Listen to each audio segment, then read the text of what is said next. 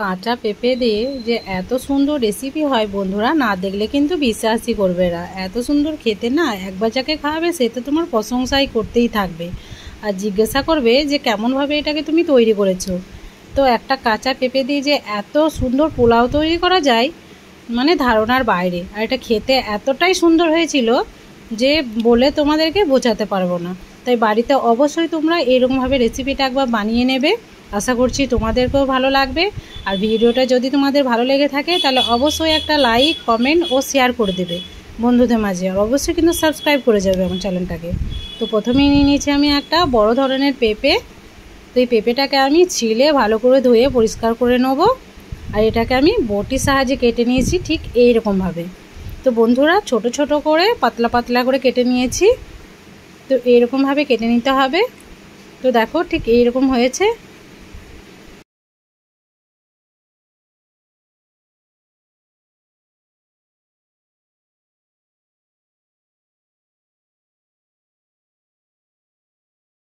তো এটাকে আমি আরও একবার ভালোভাবে ধুয়ে নেবো। তাই একটা কড়াইয়ে আমি এটাকে দিয়ে দিলাম। এরপর জল পাল্টে পাল্টে 2 থেকে 3 বার আমি এটাকে ওয়াশ করে নিয়েছি।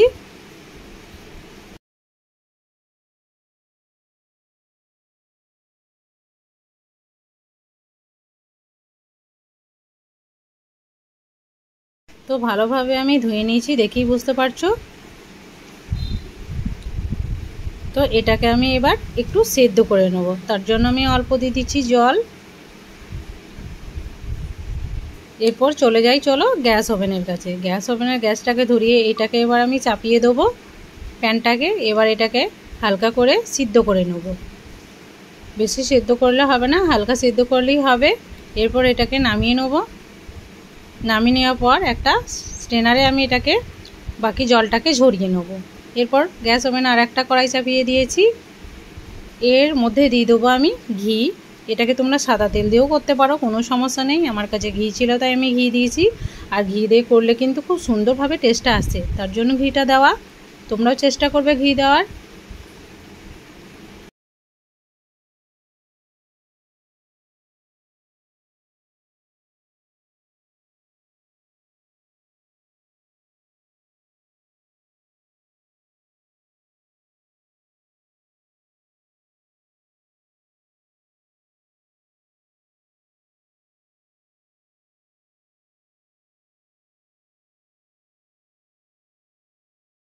ঘিটা যখন গরম হয়ে যাবে তখন এর মধ্যে আমি কিছু ড্রাই ফ্রুট অ্যাড করেছি। এর মধ্যে দিয়েছি আমি কিশমিশ আর কাজু।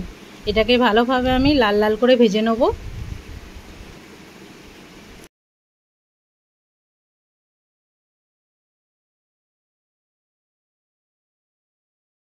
কিছুক্ষণ এটাকে ভেজে নিতে হবে। তো দেখো আমি ভালোভাবে এটাকে ভেজে নিয়েছি।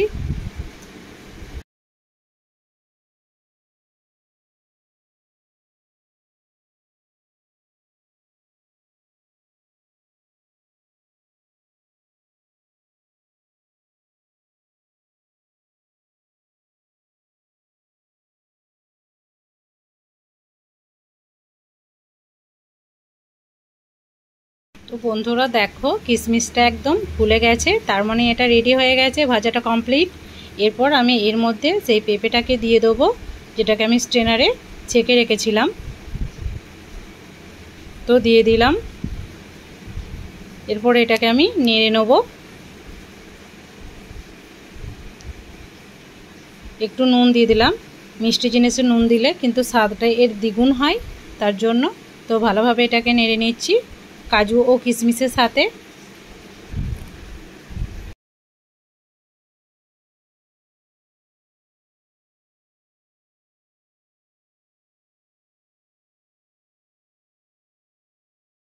তো বন্ধুরা দেখো কিছুক্ষণ নাড়াচাড়া করার পর এমনিতেই তো সেদ্ধ হয়ে আছে, খুব অল্প সময়ে রেডি হয়ে যায় এই পোলাওটা।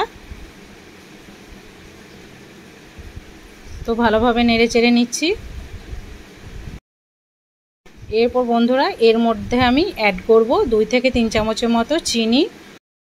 চিনিটা কিন্তু বেশি দেওয়ার দরকার নেই, এটা হালকাই লাগবে, এতে খেতে খুব সুন্দর লাগবে আরও। তো চিনি দেওয়ার পর ভালোভাবে এটাকে আমি মিক্স করে নেব পেঁপের সাথে। তো খুব সুন্দরভাবে চিনিটা কিন্তু মেল্ট হয়ে যাবে।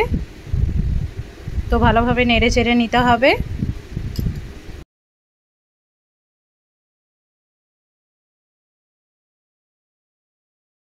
তো দেখো বন্ধুরা, অনেকটাই কিন্তু চিনিটা গলে গেছে, তবু আমি আরও ভালোভাবে নেড়ে নিচ্ছি।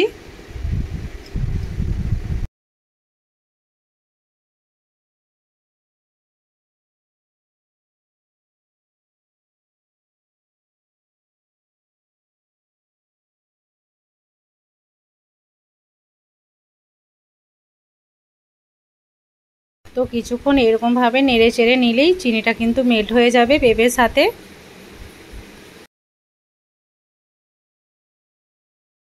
তো এবার পোলাও আমার রেডি হয়ে গেছে, এটাকে আমি নামিয়ে নেব। নামিয়ে নেওয়ার পর দেখো বন্ধুরা কতটা সুন্দর লাগছে আর কতটা লোভনীয় লাগছে। তো দেখো একদম ঝরঝরে হয়েছে আর এটা খেতে কিন্তু খুবই সুন্দর লাগে। তো অবশ্যই তোমরা বাড়িতে কিন্তু একবার বানাবে, আমার রিকোয়েস্ট রইল তোমাদের কাছে।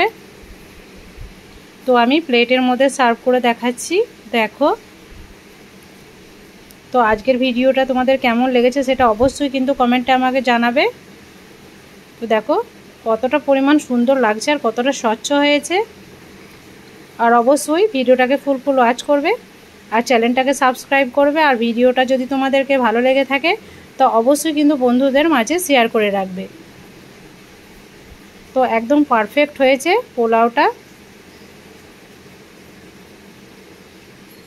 একদম ঝরঝরে।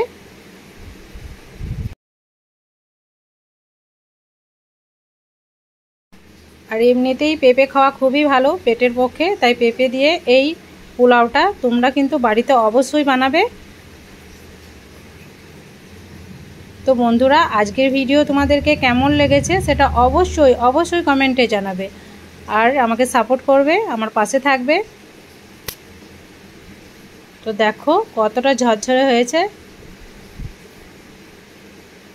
আর যাকে খাওয়াবে সে কিন্তু তোমার প্রশংসা অবশ্যই করবে, সেটা আমি তোমাকে গ্যারান্টি সহকারে বলছি। এতটা সুন্দর হয় মানে আমি বলে বোঝাতে পারবো না। তো অবশ্যই বাড়িতে কিন্তু বানাবে, সেটা আমি আবারও বলছি। তো আজকের মতো বিদায় নিচ্ছি, ভালো থাকবে, সুস্থ থাকবে আর পরবর্তী ভিডিওর জন্য কিন্তু অবশ্যই অপেক্ষা করবে।